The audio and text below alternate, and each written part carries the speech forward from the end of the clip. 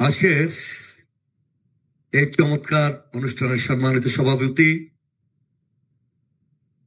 জিয়া পরিবারের বিশ্বস্ত হাতিয়ার, নামে চিনি, কাজেও চিনি। আমরা আজকে যারা অনুষ্ঠানের আয়োজন করেছে, সেই অনুষ্ঠানের সম্মানিত আহ্বায়ক আতিকুর রহমান রুম্মান, উপস্থিত রয়েছে আমার নেতা, আবেগে কিছুটা আপ্লুত হই, রিজভী আমার ইউনিয়নে এসেছে, এটুকুই। রুহুল কবির রিজভী, জাতীয়তাবাদী ছাত্র দলের সভাপতি ছিলাম, ভোট দিয়েছি, লড়াই করেছি, থামেনি। আজকের প্রধান অতিথি, সম্মানিত অতিথিবৃন্দ, সাংবাদিক বৃন্দ, আসসালামু আলাইকুম। ছোট্ট করে বলা হয়েছে জনাব মোতালেব আকন সম্পর্কে একটু বলার জন্য। ওনাকে কিসমত সাহেব বলেছেন নির্বাচনের, আমার বাবা বলতো খুঁটি। আমার বাবা 3 বার নির্বাচন করেছেন ইউনিয়ন পরিষদ থেকে, এই অঞ্চলে 3 বার বিজয়ী হয়েছে। 3 বারের তার 2-3টি খুঁটির মধ্যে আকন পরিবার, মজিদ চাচা তার বড় ভাই, আর মোতালেব চাচা তার ছোট ভাই, এরা নির্বাচন পরিচালনা করতে জানতেন। আমার বাবার অথবা আমার পরিবারের পরবর্তী সময় আমার ভাইয়েরা ইলেকশন করেছে, সকল নির্বাচনে তিনি ছিলেন একটি নির্বাচন বোঝা মানুষ। সে কারণেই কিন্তু তাকে টার্গেট করা হয়েছে। শহীদ রাষ্ট্রপতি জিয়াউর রহমান খাল উৎপাদন করতে এসেছিলেন। আমি যে গ্রাম, তার পাশের গ্রাম চলিশা, আমরা স্কুলের ছাত্র 79-80 সালের, তার শহীদ হওয়ার 13 দিন আগে, তারিখটা একটু মিলিয়ে নেবেন, একটু ওখানে একটি স্মৃতি রয়েছে। 17ই মে উনি ইউথ কমপ্লেক্স এর সদস্য মোতালেব আকন, কারণ এলাকায় একটু প্রভাবশালী মানুষ,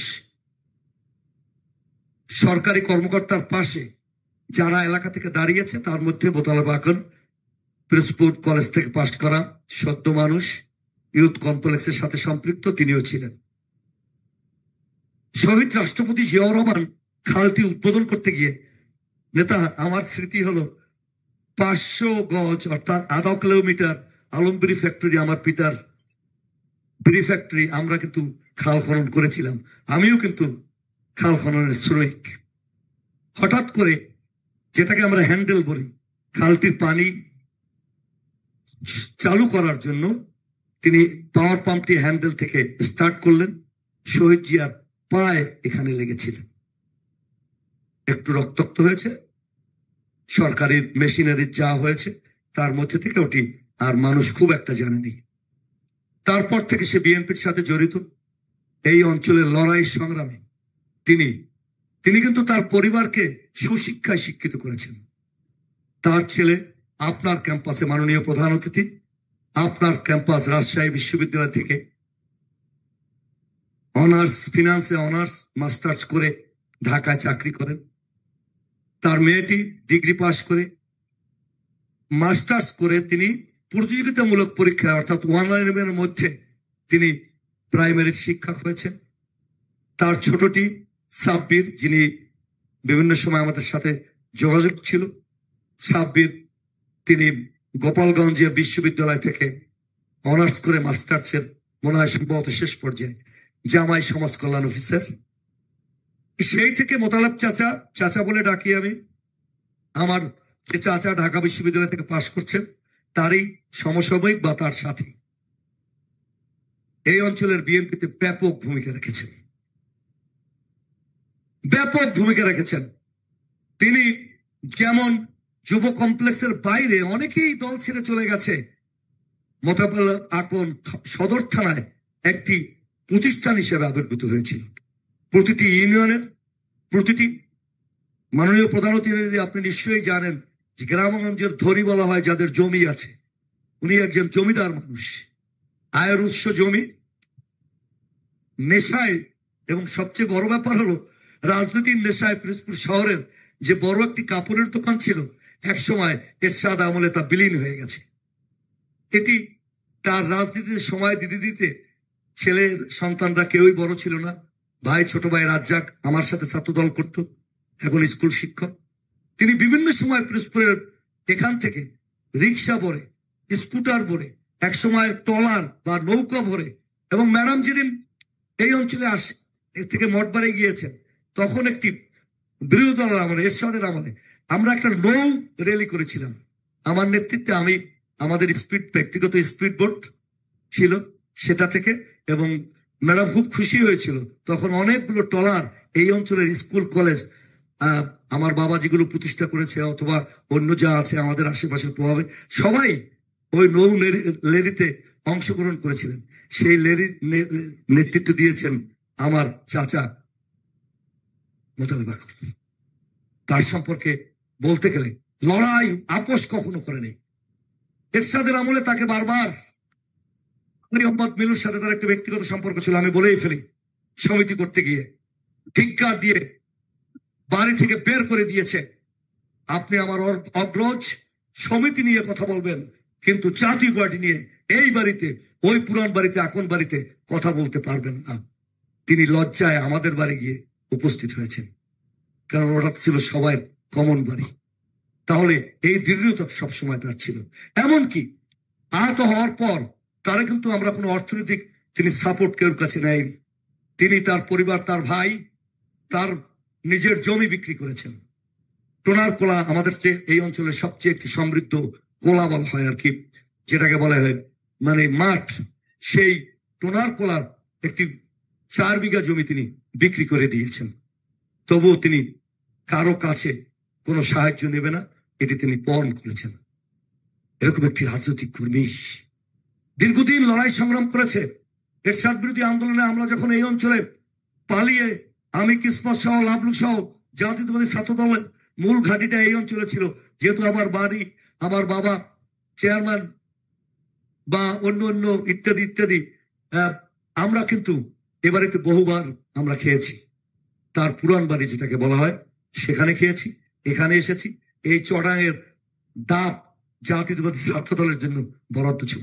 আমি তার সম্পর্কে খুব বেশি বলবো না, শুধু আমার নেতা জনাব রুহুল কবির রিজভী সাহেবের সামনে বলবো নেতা, যে নিউজটির জন্য আজকে রুম্মান ভাইরা তাকে সংগ্রহ করতে পারছে, আমি বিএনপির একজন কর্মী হিসেবে আমরা জিয়া পরিবার বা তাদেরকে কৃতজ্ঞতা জানাবার আমার ভাষা নাই।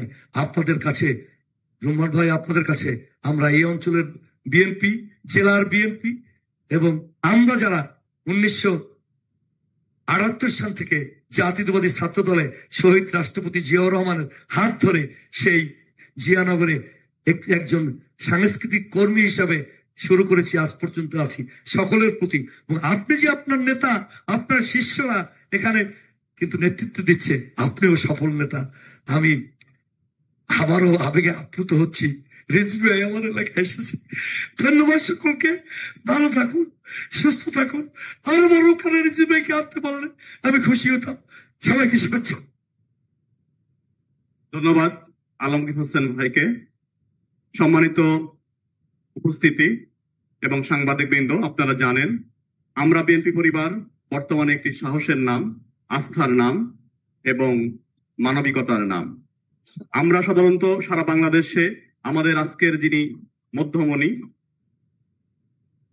অ্যাডভোকেট জনাব রুহুল কবির রিজভী ভাইয়ের নেতৃত্বে আমরা সারা বাংলাদেশে আমাদের কার্যক্রম পরিচালনা করি। এইসব কার্যক্রমে মাঝে মাঝে আমরা অবজারভার সাংবাদিক রাখি, যারা আমাদের এইসব গণমাধ্যম কর্মীরা, অবশ্যই সিনিয়র গণমাধ্যম কর্মীরা আমাদের কার্যক্রম সম্পর্কে তারা উপস্থিত সাংবাদিক বৃন্দ এবং সম্মানিত উপস্থিতিদের উদ্দেশ্যে মূল্যায়ন করে থাকেন, তেমনি এই মাটির কৃতি সন্তান ঢাকা সাংবাদিক ইউনিয়নের সুযোগ্য সাংগঠনিক সম্পাদক এম সাইদ খানকে মঞ্চে আসবার জন্য আহ্বান জানাচ্ছি। ঢাকা সাংবাদিক ইউনিয়নের সুযোগ্য সাংগঠনিক সম্পাদক, সাংবাদিক নেতা এম সাইদ খান আমরা বিএনপি পরিবারের বিষয়ে দুটি কথা আপনাদের সামনে তুলে ধরবেন। এম সাইদ খান।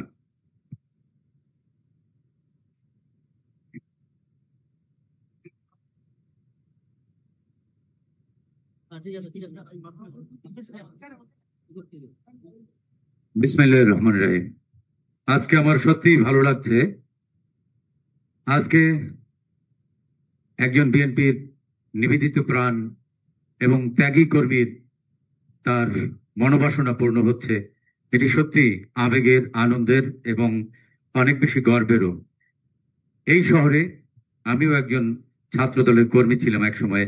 আজকের অনুষ্ঠানের সম্মানিত সভাপতি, তিনিও একজন সাংবাদিক। আমার আরো ভালো লাগার কারণ এটি, আমরা বিএনপি পরিবারের আহ্বায়ক আমার শ্রদ্ধেয় আতিকুর রহমান রোমান ভাই, আজকের অনুষ্ঠানের প্রধান অতিথি বিএনপির সিনিয়র যুগ্ম মহাসচিব অ্যাডভোকেট রুহুল কবির রিজভী আহমেদ, উপস্থিত আছেন পিরোজপুর জেলা বিএনপির সম্মানিত আহ্বায়ক নজরুল ইসলাম খান, সদস্য সচিব জনাব সাইদুল ইসলাম কিসমত, উপস্থিত আছেন বিএনপির জাতীয় নির্বাহী কমিটির অন্যতম সদস্য আমার মামা অধ্যক্ষ আলমগীর হোসেন এবং আমার শ্রদ্ধেয় আপা এলিজা জামান সহ রাজ্জাক ভাই আছেন, এবং আমার সামনে পিরোজপুর জেলা বিএনপি এর সহযোগী অঙ্গ সংগঠনের নেতৃবৃন্দ। সবাইকে আমার পক্ষ থেকে শুভেচ্ছা এবং সালাম।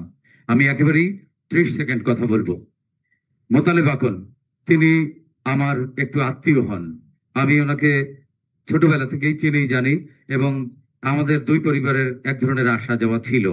মাঝখানে 30 বছর দেখা সাক্ষাৎ নাই, কিন্তু 2014 সালে যে ঘটনাটি ওনাকে চিরতরে পঙ্গু করে দিয়েছে, সেটি আসলে আমি ঢাকায় থাকবার কারণে আমি ওইভাবে খোঁজ খবর নিতে পারিনি। এবার এই জায়গায় আমি লজ্জিত, আত্মীয় হবার পরেও ওইভাবে খোঁজ খবর নিতে পারিনি। তারপরেও ওনার যে সন্তান সবুজ রাজশাহী বিশ্ববিদ্যালয়ে পড়তো, ওর সাথে আমার প্রায় কথা হতো, যোগাযোগ হতো।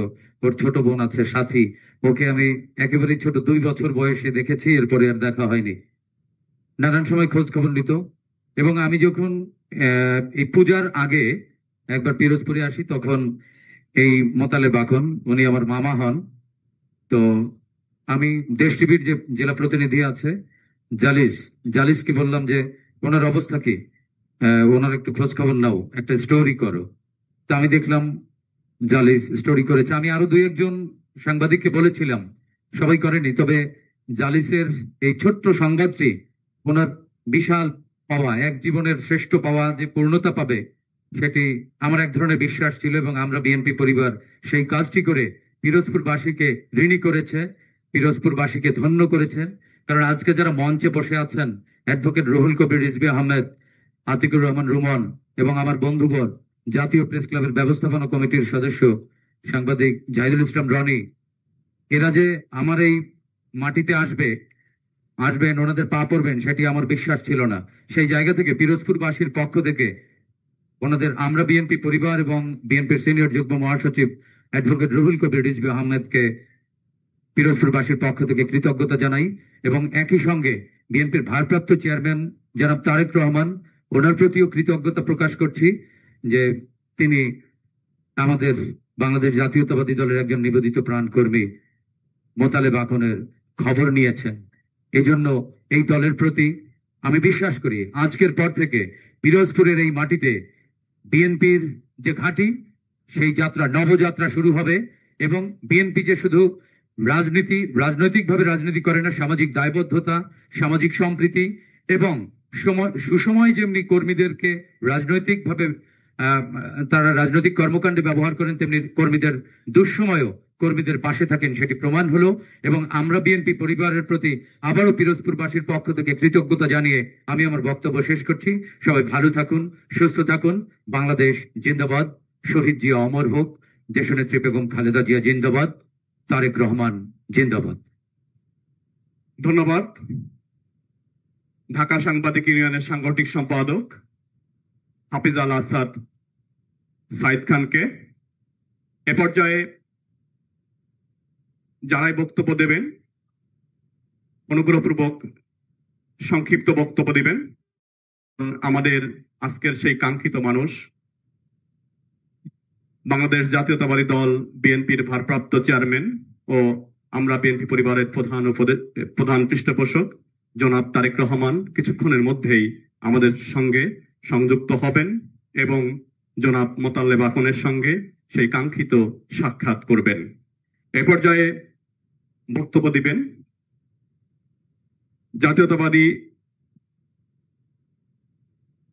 বাংলাদেশ জাতীয়তাবাদী দল বিএনপির কেন্দ্রীয় নির্বাহী কমিটির অন্যতম সদস্য, পিরোজপুর জেলা বিএনপির যুগ্ম আহ্বায়ক এলিজা জামান আপা।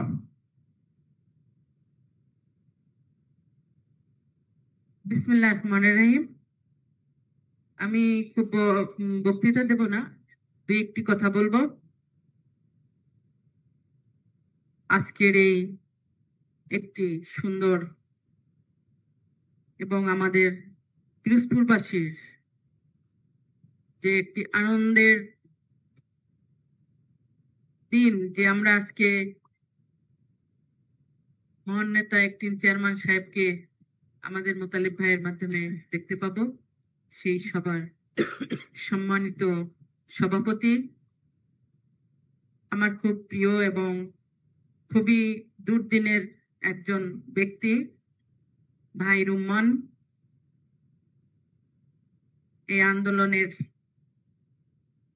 অনেক খবরাখবর, অনেক সাংবাদিকতার একজন ব্যক্তি, বিএনপি পরিবারের সভাপতি এবং সকল বিএনপি পরিবার, এবং আমাদের মাঝে উপস্থিত আছেন আমাদের শ্রদ্ধেয় ব্যক্তি, বাংলাদেশের শ্রদ্ধেয় ব্যক্তি, আমাদের কি বলবো প্রাণ প্রিয় নেতা, সিনিয়র যুগ্ম মহাসচিব, সকল নেতাকর্মীরা যার দিকে তাকিয়ে থাকেন। এবং আমরা সবাই দেখেছি যে ব্যক্তি সেই 28 তারিখে যে এই দুর্বৃত্তরা 28 তারিখে যে আমাদের পল্টনের সামনের মিটিং বানচাল করে দিয়েছিল, তারপরে কেউ কোথাও ঘরে বাইরে থাকতে পারেনি। কিন্তু আমরা এই নেতাকে দেখেছি, তিনি মশাল মিছিল করেছেন, তিনি ঠিকই একের পর এক দলের পাশে থেকে কাজ করে গেছেন, কোনো দুর্বৃত্তদেরই তিনি উপেক্ষা করেননি। সেই ব্যক্তি আজকে আমরা সত্যি ভাগ্যবান, আমাদের মোতালেব ভাইয়ের আকুল আবেদনের মাধ্যমে তাকেও আমরা এই মাটিতে পেয়েছি। এজন্য আমরা কৃতজ্ঞতার কাছে এবং এই বিএনপি পরিবারের এই সংগঠনটির কাছে কৃতজ্ঞ, এবং সকলে যারা আপনারা এখানে আসছেন। এখানে আমাদের নতুন নির্বাচিত আহ্বায়ক সাহেব আছেন নজরুল ইসলাম খান, সদস্য সচিব আছেন এবং সকল নেতৃবৃন্দরা আছেন জেলার, এবং সকল নেতৃবৃন্দরা কেন্দ্রীয়, সকল নেতৃবৃন্দরা। আসসালামু আলাইকুম। আমি কোনো বক্তব্য দেব না, খালি দুটি কথা বলবো। মোতালেব সাহেব একজন সত্যিকারের একজন রাজনীতিবিদ বলবো তাকে। সারা জীবন তিনি বিএনপি করে আসছেন। তিনি একটি কথাই বলতেন, বাবুল গাজী সাহেবের সাথে সারা জীবন একত্রিত হয়ে রাজনীতি করেছেন। ওই দিন আমার সাথে এই দুইটি প্রোগ্রাম করেছে এই মুলুগ্রামী, উনি ওনার নেতৃত্বে এই টোনায় 4টা প্রোগ্রাম করেছে। এই মুলুগ্রামী 18 সালের উপজেলা চেয়ারম্যান ইলেকশনে নির্বাচনে 14 সালে উনি এই প্রোগ্রামগুলো একের পর এক যেভাবে করেছে, জনগণকে সম্পৃক্ত করেছে, তাই এই দুর্বৃত্তরা আতঙ্কিত হয়ে ওনার উপরে এই কাজটি করেছে। আমাদেরকে নিয়ে আমার বাসায় গেছে সবাই, উনিও আমার বাসায় ছিল, আমি ওনাকে গাড়ি করে বাসায় দিয়ে পাঠাইছি। কিন্তু ওনার বাড়ির ভিতরে গাড়ি ঢোকে না, বাড়ির সামনে এসে উনি নেমে বাড়ির কাছে আসছে, ভাবি ওনার চিৎকার শুনেছে, ওনাকে যে কোপ দিয়েছে তখন যে চিৎকার মেরেছে ভাবি শুনেছে, ভাবি আমাকে বলেছে। যাই হোক, ওই রাত্রে ওনাকে অ্যাম্বুলেন্সে করে পাঠানো হয়েছে। সবাই চেষ্টা করেছে, কিন্তু ওনাকে পঙ্গুত্ব থেকে বাঁচানো যায়নি। আল্লাহ হায়াতে বাঁচিয়ে রেখেছে। ঢাকা মেডিকেলে নেওয়া হয়েছিল, সেখানে সব ব্যবস্থা করা হয়েছে, সবাই করেছে, ভালো চিকিৎসাই হয়েছে। হ্যাঁ, এমনি সিনায় চিকিৎসা হয়েছে, ইবনি সিনাই নিয়েছে, আবার প্রথম ঢাকা মেডিকেলে নিয়েছিল। যাই হোক, তার পঙ্গুত্ব রক্ষা হলো না এই জালেমদের হাত থেকে, এই আওয়ামী সন্ত্রাসীদের হাত থেকে। বারবার তারা এভাবেই উপজেলা নির্বাচন বানচাল করেছে। 9 সালের উপজেলা নির্বাচন বানচাল করেছে, তখনও তার অনেক অবদান ছিল। তখন তারাই আমাকে নমিনেশন দিয়েছিল, এই তৃণমূল, ওনারা সবাই। আবার 14 সালে ওনারা তৃণমূল নমিনেশন দিয়ে নির্বাচন করেছে।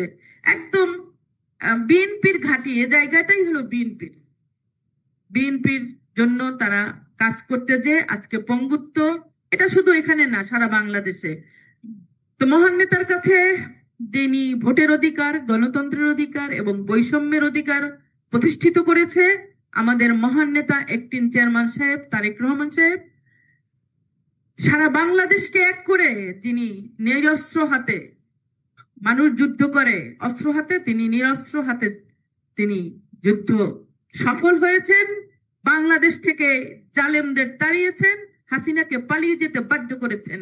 সেই নেতা, তিনি আজকে আমাদের মাঝে স্কাইপে, তাকে আমরা দেখতে পাবো, কথা বলবো, দেখতে পাবো। এটি আমরা তার কাছে কৃতজ্ঞ যে তিনি কোনো কিছুকেই, কোনো নেতা কর্মীদেরকে ছোট করে দেখেন না, তিনি তাদেরকে পাশে থাকেন, আছেন।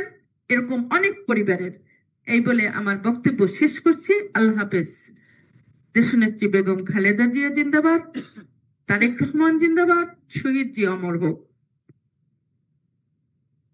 সম্মানিত নেতৃবৃন্দ, আপনারা যারাই বক্তব্য দেবেন, অনুগ্রহপূর্বক খুবই সংক্ষিপ্ত বক্তব্য দেবেন। কিছুক্ষণের মধ্যেই আমাদের ভারপ্রাপ্ত চেয়ারম্যান সংযুক্ত হবেন। আমরা বিএনপি পরিবার আয়োজিত আজকের এই একটি মানবিক এবং আনন্দের অনুষ্ঠানও বটে, মানবিক আবার অন্যদিকে আনন্দের। এই অনুষ্ঠানে উপস্থিত রয়েছেন জনাব মোতালেব আকনের স্ত্রী লাইলি বেগম, বড় ছেলে তসরিফ হোসেন, কন্যা মহিমা আক্তার, ছোট ছেলে সাব্বির হোসেন। আমরা বিএনপি পরিবারের পক্ষ থেকে তাদেরকে শুভেচ্ছা জানাচ্ছি, স্বাগত জানাচ্ছি। এ পর্যায়ে খুবই সংক্ষিপ্তভাবে বক্তব্য দেবেন পিরোজপুর জেলা বিএনপির সুযোগ্য আহ্বায়ক জনাব নজরুল ইসলাম খান ভাই। বিসমিল্লাহির রহমানির রহিম। আজকে এই অনুষ্ঠানের আয়োজক আমরা বিএনপি পরিবারের সম্মানিত সভাপতি, মঞ্চে ভূমিষ্ঠ বাংলাদেশ রাজনীতির ইতিহাসে কিংবদন্তি নায়ক, যিনি সকলে আমরা পালিয়ে গেলেও উনি রাজপথ ছাড়েননি। ওনার সাধ্যমতো চেষ্টা করেছেন রাজপথে থাকতে। এ কারণে আমরা বিএনপি যখন খুবই হতাশাগ্রস্ত, তখন উনি আমাদের আশার আলো দেখিয়েছেন। সেরকম একজন নেতা জনাব রুহুল কবির রেজভী ভাই উপস্থিত। আজকে যে অনুষ্ঠানের মধ্যমণি আমার এই স্কুল জীবনের বন্ধু মোতালেব হোসেন আকন সহ বিভিন্ন নেতৃবৃন্দ, সময়ের অভাবে আপনাদের কথা খুব বাড়িয়ে বলা যাবে না। উপস্থিত বিএনপির জেলা বিএনপির নেতৃবৃন্দ, অঙ্গ সংগঠন নেতৃবৃন্দ এবং বাহিরে অবস্থানরত বিএনপির হাজার হাজার কর্মী ভাইয়েরা, আসসালামু আলাইকুম। আজকে আমরা প্রথমেই আমাদের নেতার প্রতি শুকরিয়া জানাই, দেশনায়ক তারেক রহমানের প্রতি, যে উনি, আমরা যারা বিভিন্ন সময় নির্যাতিত হয়েছি, আমরা মাঝে মধ্যে মনে করি যে আমরা মনে হয় নোয়ার হয়ে গেলাম, আমাদের মনে হয় কোনো জায়গা হবে না, আমাদের কথা মনে হয় কেউ শুনবে না। এরকম একটি অবস্থানের মধ্যে মাঝে মধ্যে আমাদের নেতা দেশনায়ক তারেক রহমান এমন একটি আশার আলো জানায় যে আমরা তাতে অভিভূত হই এবং মনে করি যে না, আমরা যতই বিভিন্ন ভাবে আমরা কষ্ট পাই না কেন, উনি আমাদের প্রতি ঠিকই ওনার সজাগ দৃষ্টি আছে। যখন প্রয়োজন হবে উনি আমাদের কাছে আসলেই আমাদের একটি শক্তির উৎস হিসাবে আমাদের কাছে দাঁড়াবেন। এরকম একটি ঘটনায় আমি কৃতজ্ঞতা জানাই ওনার কাছে, যে মোতালেব আখনের একটি কথা শুনে উনি সিদ্ধান্ত নিয়েছেন এবং আজকের এই অনুষ্ঠানের আয়োজন করার নির্দেশ দিয়েছেন। মোতালেব আখনের ব্যাপারে উনি এর আগেও তার যে বিভিন্ন রকমের উপহার সামগ্রী তাও মোতালেব আখনের কাছে পৌঁছেছে।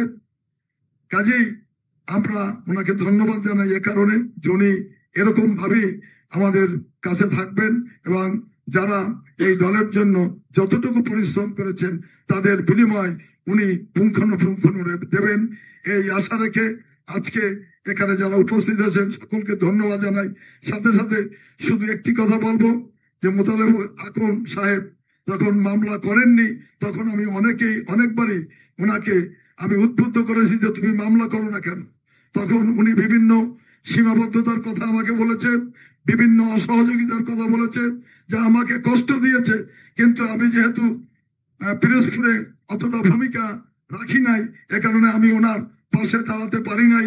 এখনো মামলার ব্যাপারে উনি যে রকমের আশা করেছেন সেরকম আশা উনি ওনার বাস্তবায়িত হয়নি বা উনি সেই আশা অনুযায়ী মামলা করতে পারেননি বা উনি ওনার কাছে সেভাবে আমরা দাঁড়াতে পারিনি।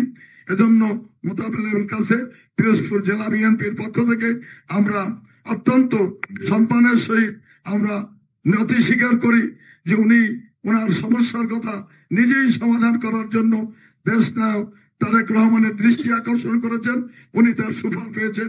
এজন্য দেশ তারেক রহমান সাহেব এবং আমাদের মোতালেব আখনকে আমি ধন্যবাদ জানাই যে উনি ওনার পাওনা বুঝে নেওয়ার জন্য উনি সর্বাত্মক চেষ্টা করেছেন এবং আমরা আশা করি উনি ওনার যে দলের প্রতি যে ত্যাগ এবং দলের প্রতি যে ওনার কমিটমেন্ট এবং সে কারণে উনি যে দলের জন্য ক্ষতিগ্রস্ত হয়েছেন সেই অবস্থা উনি তুলে ধরতে পেরেছেন।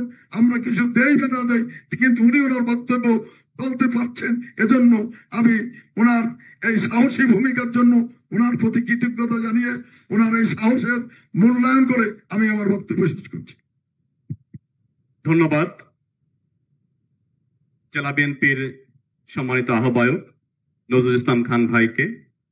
সম্মানিত সাংবাদিক বন্ধুরা, বিশেষ করে আজকে এখানে পিরোজপুর জেলার সকল গণমাধ্যমে কর্মরত জেলা প্রতিনিধিরা রয়েছেন, আপনাদের প্রতি আমরা বিএনপি পরিবারের পক্ষ থেকে কৃতজ্ঞতা প্রকাশ করছি দেশ টিভির জেলা প্রতিনিধি ও দেশ টিভির টিমকে, যাদের মাধ্যমেই আমাদের ভারপ্রাপ্ত চেয়ারম্যান জনাব তারেক রহমান মোতালেব আখনের কথাটি সাড়া দিতে পেরেছেন এবং শুনেছেন। এ পর্যায়ে খুবই সংক্ষিপ্তভাবে বক্তব্য দেবেন আমরা বিএনপি পরিবারের উপদেষ্টা ইঞ্জিনিয়ার মুস্তফাই জামান সেলিম। আমি ইঞ্জিনিয়ার মুস্তফাই জামান সেলিম ভাইকে কথা বলবার জন্য আহ্বান জানাচ্ছি।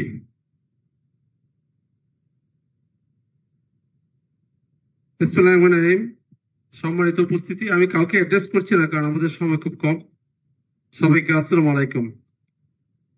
আপনারা জানেন আমরা বিএনপি পরিবার গঠিত হয়েছে। এই অত্যন্ত গুরুত্বপূর্ণ সেলটি আমাদের মানবিক নেতা, আমাদের বিএনপি ভারপ্রাপ্ত চেয়ারম্যান জনাব তারেক রহমান গঠন করেছেন। এই জন্যই গত 16-17 বছরে ফ্যাসিস্ট সরকার ফ্যাসিজম কায়েমের মাধ্যমে গুম, খুন, হত্যা নিপীড়িত মানুষের জন্য, প্রতিটি বিভিন্ন মানুষের জন্য আপনারা এই জাতীয়তাবাদী শক্তি যাতে কোনো ফ্যামিলি বিপন্ন না হয়ে যায়, এক্সটিং না হয়ে যায়, সেই জন্যই উনি এই সেলটি, অত্যন্ত গুরুত্বপূর্ণ সেলটি গঠন করেছেন। আমরা বিএনপি পরিবারের সকল সদস্য, আপনারা জানেন গতকাল রাতে আমাদের কয়েকজন সদস্য সেখানে আসছেন, কষ্ট করে সেগুলা প্রোগ্রাম সেট করেছেন। আমরা প্রতিটি জেলায় জেলায় যাচ্ছি, প্রতিটি নিপীড়িত মানুষের কাছে যাচ্ছি, প্রতিটি গুম পরিবারের মানুষের কাছে যাচ্ছি আমাদের নেতা জনাব তারেক রহমানের নির্দেশনায়। আজকে আমার মনটা অত্যন্ত খারাপ। আমাদের নেতা, আমাদের ভারপ্রাপ্ত চেয়ারম্যান একটি সাক্ষাৎকার দিয়েছেন বিবিসিতে। উনি বলেছেন 1/11-এর পরে আমাকে যে অত্যাচার নিপীড়ন করেছে, তারপরে আমি চিকিৎসার জন্য লন্ডনে এসেছি। আমি আমার ভাইকে রেখে এসেছি, আমি আমার সুস্থ মাকে রেখে এসেছি। আমার একটি ঘর ছিল, কিন্তু আপনারা জানেন আমাদের নেত্রী, দেশনেত্রী বেগম খালেদা জিয়া অসুস্থ, কিভাবে তাকে নির্যাতন করা হয়েছে। সম্মানিত উপস্থিতি, ইতিমধ্যে আমাদের সঙ্গে যুক্ত হয়েছেন বাংলাদেশ জাতীয়তাবাদী দল বিএনপির ভারপ্রাপ্ত চেয়ারম্যান ও আমরা বিএনপি পরিবারের প্রধান পৃষ্ঠপোষক জনাব তারেক রহমান। আমরা জনাব তারেক রহমান স্যারকে করতালি দিয়ে আমরা এই মোতাল্লেব আকনের বাসভবনে বরণ করে নিচ্ছি। আমাদের মাঝে যোগ দিয়েছেন ইতিমধ্যে বিএনপির ভারপ্রাপ্ত চেয়ারম্যান জনাব তারেক রহমান। আমরা ভালো আছেন সবাই? তাকে স্বাগত জানাচ্ছি। এটাই মোতাল্লেব আকনের বাসভবন, আমরা সেই বাসভবনে রয়েছি স্যার। জি, এ পর্যায়ে প্রথমেই আমি মোতালেব সাহেবকে জিজ্ঞেস করি, একটু 1 মিনিট প্লিজ। আসসালামু আলাইকুম উপস্থিত সকলে। আপনাদেরকে দেখে আমার ভালো লাগছে। আজকে আসলে এখানে তো আমি ঠিক এক্সপেক্ট করিনি যে এতজন মানুষ উপস্থিত থাকবেন। আমি মোতালেব সাহেবের খবরটি দেখেছি পত্রিকায়, তারপরে আমি খবরটি দেখার পরে সিদ্ধান্ত নিই যে আমি মোতালেব সাহেবের সাথে একটু কথা বলতে চাই। মোতালেব সাহেব, আপনি কেমন আছেন? ওনার হাতে মাইক্রোফোনটা, রোমন মাইক্রোফোনটা ওনার কাছে দাও। ওখানেই থাকুক, উনি ওখানেই বসে থাকুক, মাইক্রোফোনটা দাও ওনার কাছে। ওনাকে উঠিও না, বসে থাকুক উনি।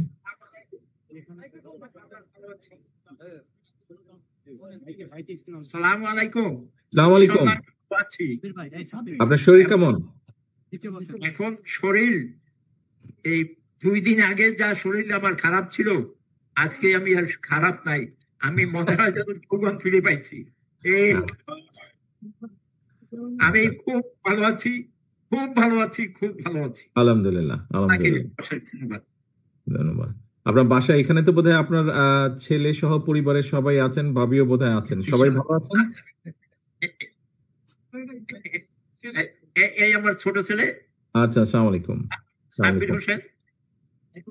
এই আমার মেয়ে। আচ্ছা আচ্ছা, সাথী। আসসালামু আলাইকুম। আসসালামু আলাইকুম। না না, রোমন, ভাবিকে একটা চেয়ার দাও, ওনাকে তোমার চেয়ারটা ওনাকে দাও।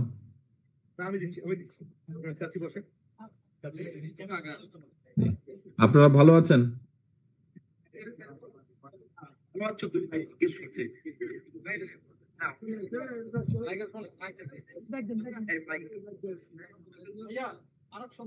আসসালামু আলাইকুম। আমরা সবাই ভালো আছি, আমাদের জন্য দোয়া করবেন। নিশ্চয়ই, আপনারাও দোয়া করবেন আমার জন্য দোয়া করবেন। আমি মোতালেব সাহেবের খবরটি একটু আগে বলছিলাম যে পত্রিকায় দেখেছি, দেখার পরে আমি সিদ্ধান্ত নিয়েছিলাম যে ওনার সাথে আমি কথা বলবো, দেখা করব। দেশে আসলে তো ইনশাল্লাহ সামনাসামনি ইনশাল্লাহ দেখা হবে, আশা রাখি। ভাবি, আপনি ভালো আছেন? আসসালামু আলাইকুম। আসসালামু আলাইকুম। আপনি ভালো আছেন? আছে আলহামদুলিল্লাহ। আপনার ভালো আছেন? আচ্ছা আচ্ছা। পিছনে বোধহয় আমাদের দলের নেতৃবৃন্দ বসে আছেন, এলিজা আপাকে দেখতে পাচ্ছি আমি, সাথে অন্য নেতৃবৃন্দ আছেন। আপনারা ভালো আছেন সবাই? জি, নেতৃবৃন্দ এখানে বহু মানুষ আছেন। আপনারা ভালো আছেন, এলাকার মানুষ? জি। তো মোতালেব সাহেব, আপনি দুটো কথা বলেন, শুনি আমরা। আপনি বহু পুরনো মানুষ, দলের সাথে সেই প্রথম থেকে আপনি আছেন, আব্বার সময় থেকে। আপনি দুটো কথা বলেন, আমরা শুনি। আসসালামু আলাইকুম উপস্থিত নেতৃবৃন্দ। আমার বেশি কথা না, আমি ভাগ্যবান ব্যক্তি যে মরহুম রাষ্ট্রপতি জিয়াউর রহমান সাহেবের শাহাদাতের মাত্র 2 সপ্তাহ না, 13 দিন আগে 17ই মে আমার সাথে ওনার সাক্ষাৎ হয়, এবং উনি স্পিডবোট থেকে যখন মঞ্চে আসেন তখন ওনার হাত ধরে আমি মঞ্চে নিয়ে আসছিলাম। এটা আমার জীবনের সবচেয়ে বড় স্মৃতি, এবং সেই হইতে আমি জিয়াউর রহমানের আদর্শে অনুপ্রাণিত হয়ে তার দল করে আসছি। আমি জীবনে কখনো পিছপা হই নাই। তার দলের প্রতি তথা বিএনপির প্রতি অত্যন্ত আস্থাশীল ছিলাম। আমার আরো একটু স্মৃতি মনে পড়ে, যখন মরহুম রাষ্ট্রপতি জিয়াউর রহমান সাহেব একটি খাল খননের প্রকল্প উদ্বোধন করতে আসছিলেন, তখন ওই একটা পাওয়ার পাম্প স্টার্ট দিতে গিয়া ওনার হাতের হ্যান্ডেলটা স্লিপ কাটে। এই স্লিপ কেটে পায়ে আঘাত করে, সেই পায়ে আঘাতে সে রক্তাক্ত হয়। সেই রক্ত ঝরা পায়ে উনি মঞ্চে যায়। তিনি মঞ্চে বেশিক্ষণ সময় দিতে পারেন, তা পা ছাপিয়ে রক্ত যখন নামায় পড়ছিলেন, তখন উনি সংক্ষিপ্ত ভাষণ দিয়ে শেষ করেন। সেই শহীদ রাষ্ট্রপতি জিয়াউর রহমানের রক্ত ঝরা ইউনিয়ন টোনা গ্রাম চলিসা, সেই গ্রামে তিনি এসেছিলেন। এটা টোনা ইউনিয়নবাসীর একটি গর্ব, একটি স্মৃতি। আমি আজও তার স্মৃতি ধারণ করি। আমার আরো একটি স্মৃতি মনে পড়ে, নয়া পল্টন অফিসে ইফতার পার্টি, তখন আমি থানা বিএনপির সাংগঠনিক সম্পাদক। আপনি সহ ব্যারিস্টার মওদুদ আহমদও সেখানে উপস্থিত ছিলেন, ছিলেন নেতৃবৃন্দ। আমি মাগরিবের নামাজ পড়ি, তখন আপনার ডান পাশে আমার অবস্থান এবং মওদুদ আহমদের বাম পাশে অবস্থান, এই দুইজনের মাঝে দাঁড়িয়ে আমি মাগরিবের নামাজ পড়ছিলাম। এটা আমার স্মৃতিতে একটি বড় ঘটনা। এটা আমার জীবনেও আমি ভুলে যাই। আমি বাড়ি এসেও সবার কাছে বলছি যে আমি তারেক রহমান এবং ব্যারিস্টার মওদুদের মাঝে নামাজ পড়েছিলাম। এই সকল স্মৃতি শুধু আমার না, টোটাল বিএনপি পরিবারের, বিএনপির লোকজনের। আমি কখনো, আমি যদি যদি পঙ্গু না হইতাম, তাহলে শাহাদত বরণ করতাম। যেহেতু আমি পিছিয়ে জানি না, পিছানো কাকে বলে আমি জানি না। যতবার বিপদ হোক আমি সামনে আগাইতাম, হয়তো আমি গুলিতে মারা দিতাম। এইটা হয়তো মারা যায় না, শুধুমাত্র ওই পঙ্গু অবস্থা। এই জন্য তাহলে আমি দোয়া করি বিএনপি জীবনে প্রতিষ্ঠিত। আর একটি কথা আমার সবচেয়ে মনে পড়ে, যে সন্তান যেমন তার মায়ের কোলে নিরাপদ, আমি মনে করি বাংলাদেশের জনগণ তথা বাংলাদেশ জিয়া পরিবারের কোলের সন্তানের মতো এখানে তারা নিরাপদ। আমি জিয়া পরিবার, বেগম জিয়া সহ, আপনি তারেক রহমান, আপনি সহ, মরহুম রাষ্ট্রপতি জিয়াউর রহমান, মরহুম আরাফাত রহমান কোকো সহ বিএনপি পরিবারের সকলের প্রতি শ্রদ্ধা জ্ঞাপন করছি। আমি আজকে আমার খুব আনন্দ, একটু আগেই বলছি যে আমি যৌবন ফিরে পাইছি। তারেক রহমান আমার সাথে সাক্ষাতে কথা বলছে। আমি আর একটু সচেতন হবো, আর একটু স্বাস্থ্য ভালো হইবে, মন ভালো হইবে। আমি আর একটা কাজ করলে, মরহুম রাষ্ট্রপতি জিয়াউর রহমান সাহেব টোনা ইউনিয়নের একটি খাল উদ্বোধন করতে এসে তিনি বেশি দিন আর জীবিত ছিলেন না।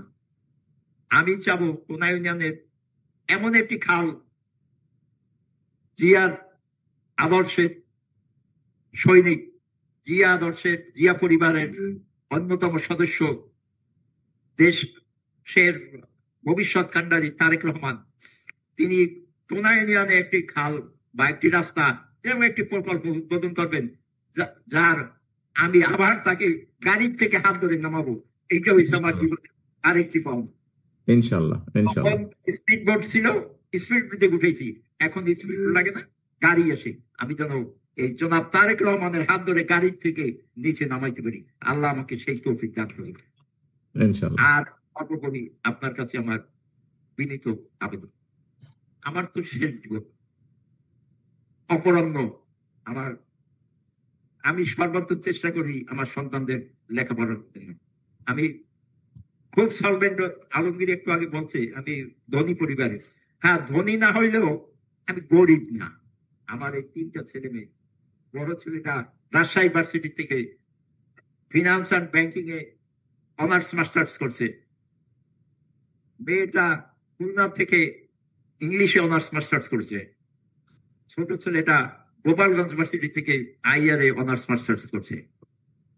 তা আমার মতন ফ্যামিলি থেকে 3টা ছেলেকে ইউনিভার্সিটিতে লেখাপড়া শিখাইয়া সর্বোচ্চ ডিগ্রি অর্জন করার পরও দুর্ভাগ্য যে আমি বিএনপির আমলে এদের বাইরে বাইর করছি, এরা লেখাপড়া শেষ করছে, যার কারণে এদের কেউ রিটার্নে পাশ করলেও ভাই ভাই সবাই অকৃতকার্য। এই কিছুদিন আগে বোধ হয় জুন মে মাসে আমার ছোট ছেলেটা পুলিশের ট্রাফিক সার্জেন্ট পদে শারীরিক পরীক্ষায় উত্তীর্ণ হয়, রিটার্নে উত্তীর্ণ হয়। এমন সময় দিদিয়ে ভাই আমাদের এলাকায় আসে যে এই সাব্বিরের পরিবার কি করে। তবে সমস্যারে বলছে আমি তো গোপনে বিএনপি করি নাই, আমি তো প্রকাশ্য বিএনপি করি। তারা বলছে বাবা থানা বিএনপির নেতা। ও আর আলোর মুখ দেখে নাই, তার ইন্টারভিউ ভাইবা শেষ। এই এখন আমি আমার সন্তানদের দায়িত্ব আপনার কাছে বুঝিয়ে দিলাম। এই আমার ছোট ছেলে সাব্বির, ও একদম বেকার। এই মেয়েটা প্রাইমারিতে ওর যোগ্যতা অনুযায়ী কর্মসংস্থান না হলেও প্রাইমারিতে যা হোক একটা কিছু অবলম্বন আছে। ছেলেটা ও একটা নিউ মডেল ডিগ্রি করে শুক্রাবাদ কলেজে, ওর শিক্ষক। তাও ওর শিক্ষক ওর সে পটে বিমুক্ত না, খণ্ডকালীন শিক্ষক হিসাবে সেখানে চাকরি করে। তাহলে আমি সর্বোচ্চ শিক্ষা দিয়েও আমি কিনারে করতে পারি না। তবে শুকুর আলহামদুলিল্লাহ, আল্লাহর রহমতে আমি খেয়ে পরে মোটামুটি আছি। দুবেলা ভাত, ডাল ভাত, এটা আমার আল্লাহ পাক ব্যবস্থা করছে। আমার কিছু জমা জমি আছে, এই দিয়ে আমি চলি।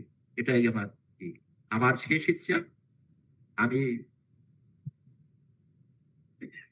জিয়াউর রহমানের উত্তরসূরি, বাংলাদেশের ভবিষ্যৎ কান্ডারি তারেক রহমানের হাত ধরে যেন আমি টোনা ইউনিয়নে রিসিভ করতে পারি। আল্লাহ যেন আমাকে সেই তৌফিক দেবেন। তারপরে সবাইকে ধন্যবাদ, বিশেষ করে প্রেস থেকে যারা আসছেন, সাংবাদিক ভাইরা। আজকে এই যে আমার সাথে জনাব তারেক রহমান সাহেব কথা বলতেছে, এর সমস্ত ক্রেডিটটা আমি সাংবাদিক ভাইদেরকে দিতে চাই, বিশেষ করে দেশ টিভি। এইটা আমার সবচাইতে বেশি। আর আমার এই অভাবগ্রস্ত ফ্যামিলিতে আমার জামাই জনাব ইব্রাহিম খলিল, সমাজসেবা কর্মকর্তা, এডি সমাজসেবা, সে আমাকে সার্বিক দেখভাল করে। আমি যখন কোনো ক্রাইসিসে পড়ি ইব্রাহিম খলিল সাহেব আমাকে যথেষ্ট দেখভাল করে। আমি উপস্থিত জেলা বিএনপির নেতৃবৃন্দ ও বিশেষ করে আরেকটা জিনিস বলি নাই,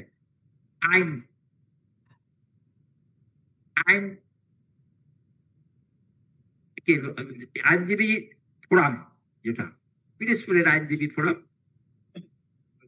আমাকে এই যে ক্রিমিনাল মামলাটায় তারা কোন রকমের আর্থিক সাহায্য বা আর্থিক অনুদান আমার কাছ থেকে নেয় নাই। বরঞ্চ তারা, আমি যখন বাড়ি ফিরছি তখন আমার পকেট চেক করতো, তোমার পকেটে পয়সা পাতি আছে, না থাকলে পকেট দিয়ে দিত। বিশেষ করে কালামাকুল এবং খায়রুল বাসার স্বামী, এদেরকে ধন্যবাদ।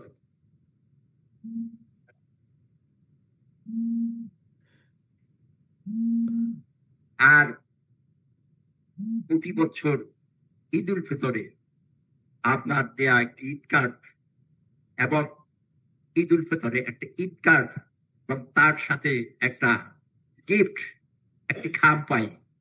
এইটা আমি অপেক্ষায় থাকি যে এবছর কি তারেক রহমান সাহেবের মনে আছে আমার কথা, আমার কাছে এটা আসবে কিনা। যখন ওই দেখতাম যখন আমার বাড়ির ভিতরে ঢুকতেছে, আমি বলতাম যে এই তারেক রহমানের গিফট ছিল।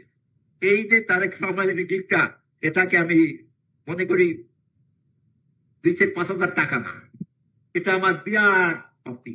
এবং আপনি শুনে আশ্চর্য হবেন, সেই টাকাটা আমি আমার সমস্ত ওই ছেলে সন্তান ভাগ করে দিয়ে দিতাম, যেটা তারেক রহমানের টাকা সব পথে ব্যয় করল।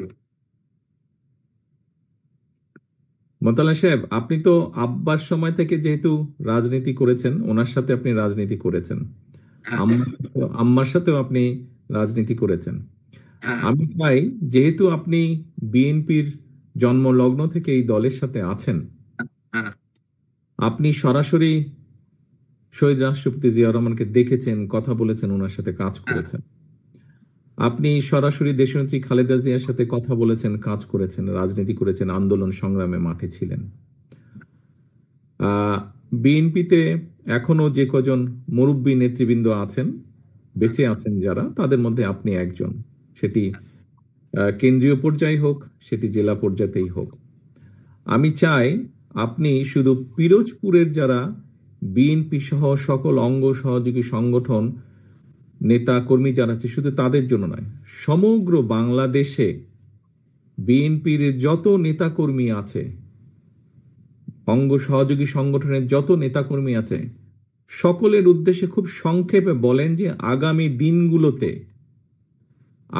দিনগুলোতে আমাদের নেতাকর্মীরা কিভাবে জনগণের পাশে থাকবে, কিভাবে জনগণকে সাথে রাখবে, এই ব্যাপারে আপনি তাদেরকে একটা পরামর্শ দিন। যেহেতু আপনি শহীদ জিয়ার সাথে কাজ করেছেন, দেশনেত্রী খালেদা জিয়ার সাথে কাজ করেছেন, সংক্ষেপে তাদেরকে আপনি একটি পরামর্শ দিন, সমগ্র বাংলাদেশে যত নেতাকর্মী আছে বিএনপির। আমার বিএনপির সকল নেতাকর্মীর কাছে বিনীত আবেদন, আমরা পিরোজপুরবাসী দীর্ঘদিন সাবলেট খাচ্ছি, সাবলেট পাইনি, আমরা আমাদের দলীয় প্রার্থী পাই নাই, আমাদের সহযোগী দল জামাতের প্রার্থীর পক্ষে আমরা জিন্দাবাদ দিচ্ছি, তাদের পক্ষে স্লোগান দিচ্ছি। এই দিতে দিতে আমরা একটু পরনির্ভর হয়ে গেছি, পরগাছার মতো হয়ে গেছি। আমরা চাই, তথা এটা বিএনপি নেতাকর্মীদের পরামর্শ না, তাদের চাহিদা যে আগামীতে যেন পিরোজপুর এক আসনে এটা তো গেল নির্বাচনের বিষয়, এই বিষয়ে বলিনি আমি। নেতাকর্মীরা মানুষের সাথে কিভাবে, জনগণের পাশে কিভাবে থাকবে, জনগণের পাশে বলছি, সেই কথাটাই বলছি। আমার কথা হয়েছে মানুষকে ভালোবাসতে হইবে। মানুষ যারা বিএনপি করে বা করে না, তাদের আপদে বিপদে তাদের পাশে দাঁড়াতে, তাদের পাশে দাঁড়াইলে মানুষ অনুপ্রাণিত হইবে আমার আদর্শে।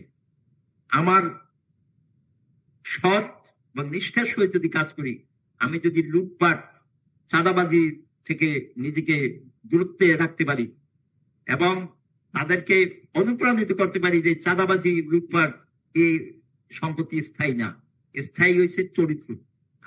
আমরা যদি চরিত্র গঠন করতে পারি, আমরা যদি সৎ চরিত্রবান হই, আমরা যদি আদর্শবান হই, আমাদের বিজয় সুনিশ্চিত। ঠেকাবার কোন শক্তি বাংলাদেশে নাই। এবং আমি চাই বিএনপির সকল নেতাকর্মী যারা মাঠে ময়দানে কাজ করে এবং ভবিষ্যতেও কাজ করবে, আপনারা সবাই এখন থেকে মাঠে নেমে যান এবং প্রতিদিন একজন না একজন মানুষকে পক্ষে আনেন। আমরা যদি 100 মানুষ প্রতিদিন কাজ করি, প্রতিদিন 100 মানুষ আমার দলে আসবে, 100 মানুষ। আমি যখন সাংগঠনিক সম্পাদক ছিলাম, আমার থানা বিএনপির সাংগঠনিক সম্পাদক, আমি প্রতিটি গ্রাম কমিটির সভাপতি, সেক্রেটারি, এদেরকে আমি চিনতাম, জানতাম ভালো করে, তাদের সাথে আমার সাথে যোগাযোগ হইতো, কথা বলতাম। এবং আমি সময় সুযোগ পাইলে আমার একটা বাইসাইকেল ছিল, তাই নিয়ে তাদের বাড়িতে যাইতাম। এই যে সাংগঠনিক সম্পাদক হিসেবে আমি দীর্ঘদিন দায়িত্ব পালন করছি, আমার কোনো প্রতিদ্বন্দ্বী ছিল না। এবং আমি যেদিন সাংগঠনিক সম্পাদক পদে থেকে বিদায় নিয়ে আসি, সেদিন আমার সভাপতি মহিউদ্দিন মল্লিক নাসির, একটু খাজলাঘাট মহিউদ্দিন মল্লিক নাসির, উনি তখন থানা বিএনপির সভাপতি, ওনাকে বলছি, ভাই বয়স হয়েছে, এখন এই সাংগঠনিক সম্পাদকের দায়িত্বটা দৌড়াদৌড়ির কাজ, এটা যুব নেতাদের দেন, আমার প্লিজ দায়িত্ব থেকে অব্যাহতি দেন। তখন উনি বলছেন, তাহলে ভাই আপনার অনুপস্থিত কাজ করা তো কঠিন হয়েছে। আমি বলে, এক সময় এই এখন যারা আপনার দলে আসবে, আপনার সাথে কাজ করবে, তারাও এক সময় পারদর্শী হয়ে যাবেন। আমি আপনাকে বিশেষভাবে বলি, প্রয়োজনে আমি আপনাকে সহযোগিতা করবো। সেই মহিউদ্দিন মল্লিক নাসির এখনো বলে, মোতালেব ভাই আপনার অভাব আমি এখনো পূরণ করতে পারি নাই, আমি পারি নাই। এই গত 2 মাস আগে আমারে বলে যে, মোতালেব ভাই আপনার অভাব আমার এখনো দূর পাই নাই, আমি পারি নাই, এখনো সংগঠন করতে পারি নাই। আমি বলে, প্রয়োজনে আপনি আমারে বললেন, আমি যতই কষ্ট হোক আপনার যে কোনো সাংগঠনিক মিটিং এ আমি থাকবো। আমার এখনো ইচ্ছা, যদি আমি সুযোগ পাই, যেহেতু আমি চলতে পারি না, আমার ওই হুইল চেয়ারে করে আমারে আগাই নিতে হয়, আমার এই জন্য আমি যাইতে পারি না। তারপরেও সংবাদ পাইলে এবং সুযোগ পাইলে আমি প্রতিটা মিটিং এ উপস্থিত হই। এবং আপনি আমার জন্য দোয়া করবেন যে আমার এখনো যতটুকু শক্তি সামর্থ্য আছে, আমার যতটুকু প্রতিভা আছে, যতটুকু জ্ঞান আছে, আমি সবটুকু থেকে বিএনপির জন্য উদ্যোগ করে দিতে পারি। আমার আর কোনো চাওয়া পাওয়া আর কথা নাই। আপনি যা আমার কাছে জানতে চাইছেন, যা বলতে বলছেন, আমি জানি না কত দূর আমি বলতে পারছি বা জানি না। যদি আপনার পছন্দ হয়ে থাকে বা কথা ঠিক হয়ে থাকে, তবে আমি একদম ঠিক আছে, ঠিক আছে। ধন্যবাদ, ধন্যবাদ। নজরুল সাহেব, আপনি কিছু বলবেন কি দলের পক্ষ থেকে? নজরুল খান উনি হয়েছে আমার বাল্য বন্ধু, যাকে নিয়ে আমি 9, 10 ইন্টারমিডিয়েট ডিগ্রি একত্রে পড়াশোনা করছি, যে আমার সবচাইতে ঘনিষ্ঠ বন্ধু। আমি তার উন্নতি কামনা করি। আর আলমগীর হচ্ছে আমার ভাইয়ের ছেলে। আলমগীর আর আমার বাড়ি একই গ্রামে, সে আমার ভাইয়ের ছেলে। সাইদুল ইসলাম কিসমত আমার ছোট ভাই, জেলা বিএনপির সদস্য সচিব। কাজেই জেলা বিএনপির নেতৃবৃন্দুর উপর আমি সম্পূর্ণ আস্থাশীল। তারা কোন ক্রমে কোন দলে লিপ্ত হইবে না। কেন্দ্রীয় কমিটি যাকে সিদ্ধান্ত দেবে সেই নির্বাচন করবে, আমরা তার পক্ষে একেবারে, গ্রামে একটা কথা আছে, কোমরে গামছা বেঁধে নেমে পারবো, আমরা ইনশাল্লাহ নেমে পারবো। অর্থাৎ আপনার এই শেষ কথাটার অর্থ হচ্ছে যে সারা দেশে শহীদ জিয়া এবং খালেদা জিয়ার যত নেতা কর্মী আছে সবাইকে ঐক্যবদ্ধ থাকতে হবে, তাই তো? ঐক্যবদ্ধ হবে, ঐক্যের বিকল্প নাই। রাইট, দলের যেটা সিদ্ধান্ত সেটা ফাইনাল, একদম। হ্যাঁ, নজরুল সাহেব কিছু বলবেন? বলেন। ভাই, 3-4 মানুষদের জন্য পুরো আমার ঈদের নষ্ট করে দিচ্ছেন।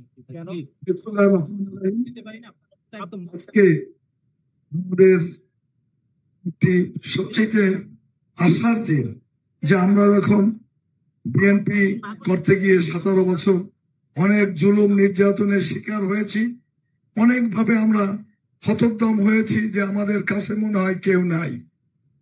আজকে সেই হাজার হাজার কর্মীর আপনি আশার আলো জাগিয়েছেন যে না, আপনি শেষ পর্যন্ত শেষ ভরসা, যে বিএনপির নেতা কর্মীর যে কোনো বিপদে আপদে বা যে কোনো সমস্যায় আপনি তাদের কাছে আছেন এবং আপনি আপনার দায়িত্ব বা বিএনপিকে সুসংগঠিত করার জন্য এবং দলের যারা নিবেদিত কর্মী তাদেরকে মানুষের সামাজিক অবস্থান তাদের দৃঢ় করার জন্য আপনি যে ভূমিকা রেখেছেন, এজন্য পিরোজপুর জেলা বিএনপি আপনার জন্য কৃতজ্ঞ।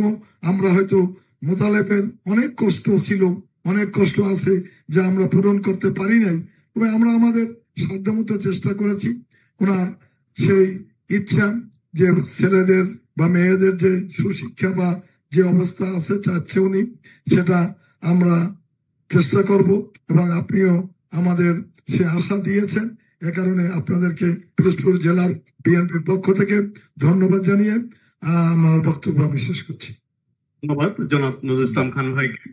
এ পর্যায়ে জনাব তারেক রহমানের পক্ষ থেকে শুভেচ্ছা উপহার তুলে দিচ্ছেন আজকের অনুষ্ঠানের প্রধান অতিথি জনাব তারেক রহমান স্যার নিজে। সঙ্গে রয়েছেন বিএনপির সিনিয়র যুগ্ম মহাসচিব ও আমরা বিএনপি পরিবারের প্রধান উপদেষ্টা অ্যাডভোকেট রুহুল কবির রিজভী, আমরা বিএনপি পরিবারের আহ্বায়ক আতিকুর রহমান রুমন, আমরা বিএনপি পরিবারের সদস্য সচিব কৃষিবিদ মিথুন, অন্যতম সদস্য মুস্তাকিম বিল্লাহ, সেই সঙ্গে জেলা বিএনপির সদস্য সচিব সাইদুল ইসলাম কিসমত ভাই সহ সবাই একসঙ্গে জনাব তারেক রহমান স্যারের পক্ষ থেকে শুভেচ্ছা উপহার তুলে দিচ্ছেন আমাদের প্রিয় মানুষ মোতাল্লেব আকন ভাইয়ের হাতে। রিজভী ভাই বোধহয় দুটো কথা বলবেন। রিজভী ভাই, স্যার রিজভী ভাই কথা বলবেন। ওনাকে মাইকটা দাও রনি। জি স্যার। এ পর্যায়ে আজকের এই অনুষ্ঠানে যার নেতৃত্বে আমরা মানবিক কার্যক্রম পরিচালনা করে আসি, যার উপদেশ নিয়ে প্রত্যক্ষ নির্দেশনা নিয়ে তিনি কথা বলবেন। বসে বলেন, বসে বলেন। অ্যাডভোকেট রুহুল কবির রিজভী ভাই কথা বলছেন। সম্মানিত সভাপতি আতিকুর রহমান রুমন, আমরা বিএনপি পরিবার, এবং আজকে যার নির্দেশে এবং যিনি নিজেই এখানে উপস্থিত রয়েছেন সামনাসামনি কথা বলার জন্য, আমাদের প্রিয় চেয়ারম্যান, বাংলাদেশ জাতীয়তাবাদী দলের ভারপ্রাপ্ত চেয়ারম্যান জনাব তারেক রহমান, এবং যার সাথে উনি কথা বলবেন তিনি এখানেই উপস্থিত রয়েছেন। এতক্ষণ আমি ওনার সাথে যে টুকটাক কথা হচ্ছিল, আমাকে মনে হয়েছে অত্যন্ত সম্ভ্রান্ত এবং গুণী একজন মানুষ, শিক্ষিত একজন মানুষ, গ্রামে বাস করলেও অত্যন্ত শিক্ষা সচেতন মানুষ মোতালেব আকন্দ। এর সাথে জেলা বিএনপির নেতৃবৃন্দ নজরুল ভাই, আলমগীর, কিসমত সহ আমরা বিএনপি পরিবারের যারা উপদেষ্টারা আছেন সবাইকে ধন্যবাদ জানাচ্ছি। আমার কিছু কথা নেই, আমরা চেয়ারম্যান মহোদয়েরই কথা শুনবো। আমার কাছে একটা জিনিস যেটা কথা বলেছেন এখানে মোতালেব আকন্দ সাহেবও চরিত্র গঠনের কথা বলেছেন। আমি এখানে উপস্থিত যুবদল, ছাত্রদল, বিএনপির অঙ্গ সংগঠন, বিএনপির নেতৃবৃন্দ যারা রয়েছে তাদের সবাইকে আমি অনুরোধ করব, গতকাল চেয়ারম্যান মহোদয়ের একটি বক্তব্য তিনি রেখেছেন প্রথম পর্বে প্রায় 45 মিনিট, পৌনে 1 ঘন্টা। কোথাও একবারও অনেক কথা বলেছেন রাষ্ট্র চালানো নিয়ে, বিভিন্ন রাজনৈতিক দল সম্পর্কে, কোথাও শেখ হাসিনার নাম তিনি উচ্চারণ করেননি। তিনি এখন একটি রাজনৈতিক দল আমাদের খুব সমালোচনা করছে এবং নানা ধরনের কর্মকাণ্ডের করে আমাদেরকে বিভিন্নভাবে সমালোচনা করে যাচ্ছে তাই সেই সংগঠনটির নামও তিনি উল্লেখ করেননি। চরিত্র গঠনের এটা একটা বড় দিক আমরা এই বক্তব্যের মধ্যে থেকে শিখব। এটা এই দেশে ব্যতিক্রমী একটি ঘটনা। আমরা এর আগেও দেখেছি, ফ্যাসিবাদের আমলে দেখেছি, এমনকি বিদেশি অতিথিদের সামনেও দেশের বিরোধী দল নিয়ে আজে বাজে নোংরা কথা বলা হতো। এটা আপনারা প্রত্যেকেই জানেন। কিন্তু আমার কাছে এটা মনে হয়েছে, আমরা বিস্মিত হয়েছি যে কালকে ভারপ্রাপ্ত চেয়ারম্যান বহুদিন পর, প্রায় 15-16 বছর পর তিনি একটি আন্তর্জাতিক গণমাধ্যমে সাক্ষাৎকার দিয়েছেন। সেই সাক্ষাৎকারে একবারও রাজনৈতিক প্রতিপক্ষদের নাম তিনি ধরেননি। এটাই হচ্ছে চরিত্র গঠনের একটি বিষয়। আমরা এখান থেকে শিখব যে আমরা সমালোচনা করব আমরা আমাদের রাজনৈতিক প্রতিপক্ষদের, কিন্তু সেটারও একটা লিমিট থাকবে, সেখানেও একটা সৌজন্য বোধ থাকবে। এটা উন্নততর গণতান্ত্রিক বিশ্বে আমরা সেটি দেখেছি। অথচ এখন যদিও অনেক ধস নামছে, অনেক অধঃপতন নামছে, আমরা গণতান্ত্রিক অনেক দেশেরই আমরা অনেক বিষয়ে সমালোচনা করি। আমাদের ধরেন পার্শ্ববর্তী দেশ, আমরা আমাদের নদীর পানির ন্যায্য হিস্সা নিয়ে, আমাদের সীমান্তে রক্তপাত ঘটনা নিয়ে, তারপরে আরো নানা ইস্যুতে আমরা আমাদের অনেক সমালোচনা আছে, সমালোচনা করি। কিন্তু তাদের ইন্টারনাল ডেমোক্রেসি, সেখানে নিয়মিত আপনার নির্বাচন এবং তাদের জুডিশিয়ারি, এগুলো নিয়ে আবার আমরা বিভিন্ন চায়ের টেবিলে আমরা গল্পও করি, আমরা প্রশংসাও করি। কিন্তু এখন আমরা দেখছি যে সেখানেও এক ধরনের অধঃপতন নামছে, যে বাংলাদেশের এক প্রধান উপদেষ্টার মানে মুখমণ্ডল দিয়ে সেখানে অসুরের মূর্তি করা হচ্ছে। এইটা কিন্তু আগে আমরা কখনো দেখিনি, যেখানে কত গুণীজনের জন্ম হয়েছে, মহাত্মা গান্ধী, রবীন্দ্রনাথ ঠাকুর এবং পদার্থ বিজ্ঞানী কয়েকজন সেখানে নোবেল প্রাইজ পেয়েছেন, অর্থনীতিবিদ কয়েকজন নোবেল প্রাইজ পেয়েছে। এত গুণীজনের জন্ম সে দেশে, কিন্তু সেখানেও আমরা দেখছি অধঃপতনের ধারা শুরু হয়েছে। কিন্তু আমরা আত্মবিশ্বাসে বলীয়ান হচ্ছি যে আমরা আমাদের যে নেতৃত্ব, যিনি নেতৃত্ব দিচ্ছেন এবং দিয়ে আসছেন, শুধু মানে অনেকদিন ধরেই তিনি দিচ্ছেন এবং প্রত্যক্ষভাবে দেখছেন 2018 সালের পর থেকে তাকে একটা সংগ্রামের নেতৃত্ব দিতে হয়েছে, এখন পুনর্গঠনের নেতৃত্ব দিতে হচ্ছে। এবং অনেকে নানা বিষয়ে নানা দিক থেকে সমালোচনা করার পরও সেটাকে তিনি অত্যন্ত সংযত ভাষায় সেটার উত্তর দিয়ে তিনি তার রাজনীতিকে এগিয়ে নিয়ে যাচ্ছেন। তো সেটা আমাদের ভাবতে হবে, আমাদের সেগুলো নিয়ে আমাদের চর্চা করতে হবে যে আমরা যেভাবে চলছি আমাদের নেতৃত্ব সঠিক, আমরা সঠিক আমরা নির্দেশনা অনুযায়ী আমরা চলছি। এটা একটা দিক। আরেকটা দিক হচ্ছে, আমি এটা চেয়ারম্যান মহোদয়ের সামনে বলেই আমি শেষ করে দিব, সেটা দেখুন, এটা পিরোজপুর, একজন মানুষ দুষ্কৃতিকারীদের দ্বারা এবং রাজনৈতিক দুষ্কৃতিকারীদের দ্বারা আঘাতপ্রাপ্ত হয়েছে। তিনি বরিশাল মেডিকেল কলেজ, পিরোজপুর, কোথাও তার যে আঘাত, সেই আঘাত অনুযায়ী উপযুক্ত তিনি চিকিৎসা পাননি। তিনি ঢাকা মেডিকেলে গেছেন, সেখানে উপযুক্ত চিকিৎসা পাননি। ইবনে সিনায় গেছেন। আমাদের যাওয়ার কথা ছিল, সেই মুহূর্তে আমি এবং মহাসচিব দুজনেই গ্রেপ্তার হয়ে গেছি। ওনার যাওয়ার পথেই আমরা গ্রেপ্তার হয়ে গেছি সেদিন। তো আমি এখানে একটা জিনিস আমার মনে হয়েছে যে কদিন আগে আমি একটা পরিসংখ্যান দেখলাম, স্ট্যাটিস্টিক্স দেখলাম। সেটা হলো যে বাংলাদেশে যত হাসপাতাল, সেই হাসপাতালগুলোতে 40 লক্ষ মানুষ হাসপাতালের মেঝেতে ট্রিটমেন্ট নিতে হবে, একেবারে মেঝেতে। এবং ঢাকা মেডিকেল কলেজে আপনার প্রতিদিন গড়ে 2000 মেঝেতে ট্রিটমেন্ট নেয়। ভারপ্রাপ্ত চেয়ারম্যান মহোদয়ের 31 দফার যে অঙ্গীকার, সেখানে শিক্ষা স্বাস্থ্য নিয়ে যে কথাগুলো বলা হচ্ছে, আমাদের আগামী বাংলাদেশ হবে তাঁর যে স্বপ্ন, সেই স্বপ্ন বাস্তবায়নের। সেখানে কোনো মেঝেতে ট্রিটমেন্ট হবে না। সত্যিকার অর্থে আমাদের এই বাংলাদেশ একটা আধুনিক বাংলাদেশ, এবং প্রত্যেকটি মানুষের শিক্ষা, বাসস্থান, চিকিৎসা, এই মৌলিক চাহিদাগুলো নিশ্চিত হবে, এটা আমাদের দৃঢ় বিশ্বাস। এই জন্যই হচ্ছে তার রাজনৈতিক চিন্তা, তার রাজনৈতিক আচরণ এবং তার রাজনৈতিক বক্তব্যের মধ্যে দিয়ে যে সঠিক নির্দেশনাগুলো আসছে, তার মধ্যে দিয়ে এটা প্রমাণিত হয়। এখন যে কথাটি সর্বশেষ এখানে মোতাল আকন্দ সাহেব বলেছেন, এবং যেটার আগ্রহ প্রকাশ করেছেন ভারপ্রাপ্ত চেয়ারম্যান, যে সবকে ঐক্যবদ্ধ হয়ে আগামী নির্বাচন এবং আরো যে সমস্ত কাজ আছে সেগুলো আমাদেরকে অতিক্রম করতে হবে অত্যন্ত সাফল্যের সাথে। ধন্যবাদ সবাইকে। ধন্যবাদ এবং কৃতজ্ঞতা আমরা বিএনপি পরিবারের প্রধান উপদেষ্টা অ্যাডভোকেট রুহুল কবির রিজভী ভাইয়ের প্রতি। আমরা অনুষ্ঠানের প্রায় শেষ প্রান্তে এসে গেছি। আমরা আরো কৃতজ্ঞতা প্রকাশ করছি আমরা বিএনপি পরিবারের অন্যতম 3 জন উপদেষ্টা, ইঞ্জিনিয়ার আশরাফুদ্দিন বকুল ভাই, ইঞ্জিনিয়ার মুস্তফাই জামান সেলিম ও আবুল কাশেম ভাইয়ের প্রতি। এ পর্যায়ে প্রধান অতিথির অনুমতি ক্রমে আমরা বিএনপি পরিবারের আহ্বায়ক জনাব আতিকুর রহমান ভাই আমাদের কার্যক্রম নিয়ে 2টি কথা বলবেন। এখানে বলার কিছু নাই, সন্ধ্যায় এসেছে, আমরা ফিরবো ঢাকায় আজকেই। আমি শুধু এখানে একটি কথা বলে শেষ করবো, 2টি কথাও না।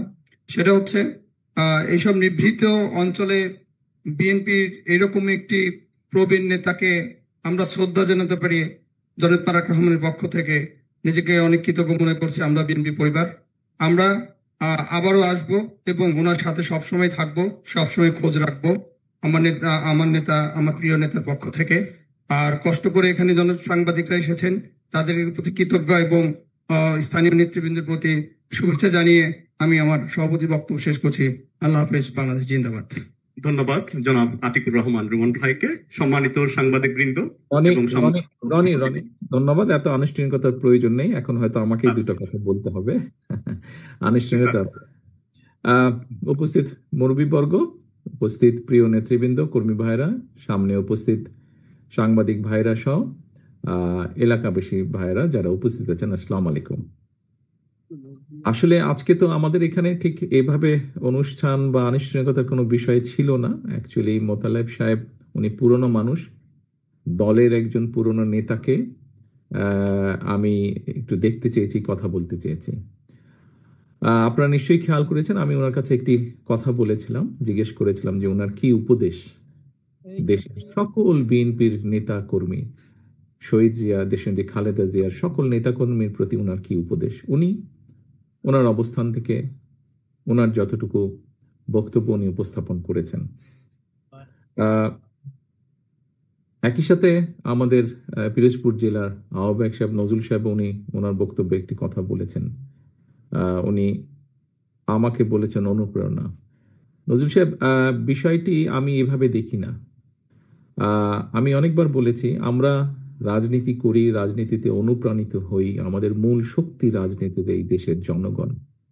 কাজে আমাদের অনুপ্রেরণা যদি হয়ে থাকে সেটি হচ্ছে বাংলাদেশের জনগণ হচ্ছে আমাদের অনুপ্রেরণা। বাংলাদেশের মানুষ যতবার আমরা যদি রাজনৈতিকভাবে ব্যাপারটাকে দেখি, রাজনৈতিক বিবেচনায় দেখি, অর্থাৎ তাহলে নির্বাচন দেখতে হয়, এবং নির্বাচনে আমরা দেখেছি এদেশের মানুষ যতবার সুযোগ পেয়েছে স্বাধীনভাবে ভোট দেবার, তারা বিএনপির পক্ষেই রায় দিয়েছে। কাজে এটাই প্রমাণ করে যে এই বাংলাদেশের মানুষই হচ্ছে বিএনপির আস্থার প্রতীক বা পরিপূরক একজন আরেকজনের। এখন বিষয় হচ্ছে যে যেহেতু আজকে এখানে আমরা অনেকে উপস্থিত আছি, কয়েকটি কথা আমি আমার অবস্থান থেকে বলতে চাই। আজকে আমরা মোতালেব সাহেবকে দেখছি, উনি একটি হুইল চেয়ারে বসে আছেন, এবং কম বেশি এখানে যারা আপনারা উপস্থিত আছেন কম বেশি প্রত্যেকের ধারণা আছে। বাই নাও এই অনুষ্ঠানের মাধ্যমে বহু মানুষ এর মধ্যে জেনেছেন যে কিভাবে উনি এরকম ক্ষতির শিকার হলেন। আতাতের আঘাতে উনি এরকম হয়েছেন, রাজনৈতিক প্রতিপক্ষের আঘাতে। প্রিয় সহকর্মী বৃন্দ, প্রিয় উপস্থিতি বৃন্দ, আমি বহু বছর যাবৎ প্রবাসে আছি, থাকতে বাধ্য হয়েছি আমি বিভিন্ন কারণে। সেই প্রসঙ্গে আমি গেলাম না বিস্তারিত আলোচনায়। দেখুন, আমাদের সহ, আমাদের দলের সহ বহু মানুষ বিভিন্নভাবে বিগত 17 বছর তো অবশ্যই, গত বছর জুলাই মাসে তো অবশ্যই, এবং তারও আগে বিভিন্ন সময়ে মানুষের অধিকার প্রতিষ্ঠা করার জন্য, সেটি ভোটের হোক, রাজনৈতিক হোক, সাধারণ মানুষের অর্থনৈতিক স্বাধীনতার ক্ষেত্রেই হোক, বহু আন্দোলন হয়েছে দেশে, বহু সংগ্রাম হয়েছে, বহু নির্যাতন হয়েছে, বহু মানুষ শহীদ হয়েছে। আসুন আমরা সকলে মিলে, অনেক হয়েছে, ইনাফ, বহু মানুষ নির্যাতিত হয়েছে, বহু মানুষ হত্যা হয়েছে, শহীদ হয়েছে, ইনাফ। আসুন আমরা সকলে একটা জায়গায় আসি, মতভেদ, ভেদাভেদ কমিয়ে নিয়ে আসি। আমরা কথা বলি। বিভিন্ন রাজনৈতিক দল আছে, তাদের বিভিন্ন আদর্শ থাকতেই পারে, সেটাই থাকাটা স্বাভাবিক। আমরা বহুদলীয় রাজনীতিতে বিশ্বাস করি, বিভিন্ন রকম মত থাকবেই, এটাই স্বাভাবিক। পৃথিবীতে সব গণতান্ত্রিক দেশেই এটা আছে। বাট আসুন আমরা সেই ঝগড়া ফ্যাসাদ থেকে কিছুটা হলেও দূরে সরে আসি। এসে আজকে এখানে মোতালেব সাহেব ওনার সন্তানদের দেখিয়ে যে বলছিলেন যেই কথাটি, এরকম সন্তানের সংখ্যা সারা বাংলাদেশে আরো লক্ষ কোটি আছে। আমরা একটি বলেছি যে আগামী দিনে আমরা চাই মেধার ভিত্তিতে এই জাতিকে গড়ে তুলতে, এই দেশকে গড়ে তুলতে। ঠিক একই স্বাভাবিকভাবে মেধা যেখানে থাকবে, কম্পিটিশন থাকবে। আজকের তরুণ, আগামী দিনের ভবিষ্যৎ, তাদের মধ্যে কম্পিটিশন থাকবে।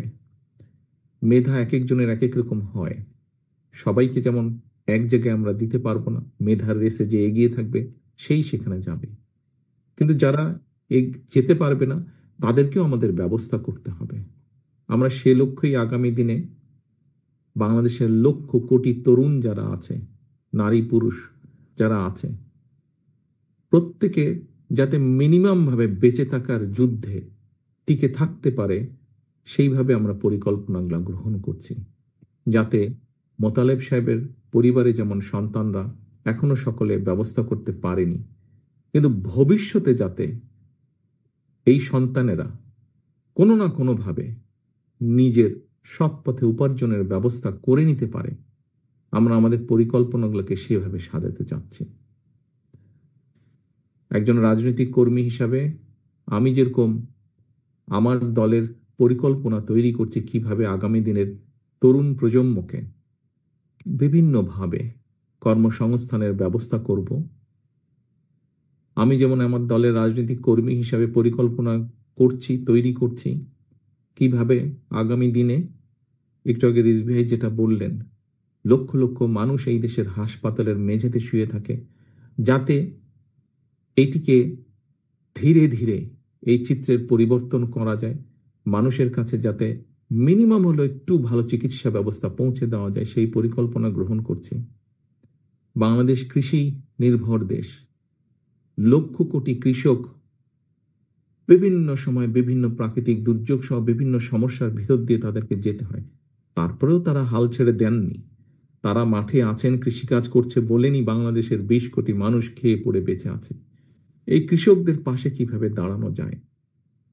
বাংলাদেশের গ্রামে গঞ্জে লক্ষ কোটি মা বোনেরা,